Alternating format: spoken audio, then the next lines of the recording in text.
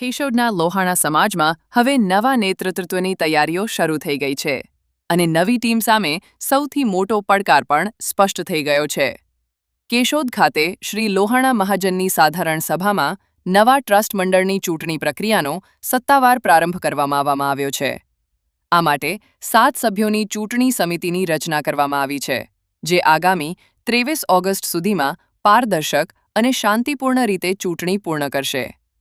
સભામાં નવી બોડી દ્વારા નવરાત્રિ મહોત્સવનું આયોજન કરવાની સાથે જ વર્ષોથી જર્જરિત હાલતમાં રહેલી મહાજનવાડીના પુનઃનિર્માણને સૌથી મોટી પ્રાથમિકતા આપવાની જરૂરિયાત પર પણ ભાર મુકાયો।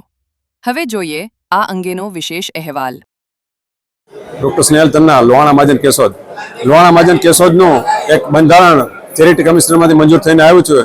એના અનુસંધાને આજરોજ કેશોદ લોહાણા મહાજન મંડી ખાતે સાધારણ સભાનું આયોજન કરવામાં આવ્યું હતું, જેમાં સાધારણ સભ્યો ઉપસ્થિત રહ્યા હતા અને એજન્ડા મુજબની કાર્યવાહી કરવામાં આવી હતી।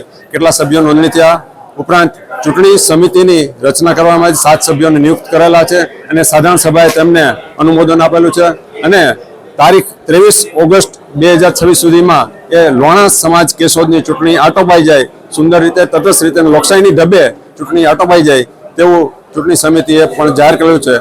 હવે કઈ રીતના ઉમેદવારની પ્રક્રિયા, પેનલ કઈ રીતના ઉતારવી, ઉમેદવારની ફોર્મ ક્યારે ખેંચવા, ચૂંટણીની તારીખ કઈ રહેશે, એ તમામ માહિતી ચૂંટણી સમિતિ જે અમે ડિક્લેર કરેલી છે એ તારીખ 15 અથવા 16 તારીખ સુધીમાં, જુલાઈ સુધીમાં એ ડિક્લેર કરશે અને ચલામ બાપા અને રામચંદ્ર ભગવાનને પ્રાર્થના કરીએ કે લોહાણા મહાજન કેશોદનું જે બંધારણ નહોતું અને જે નવું બંધારણ આવ્યું છે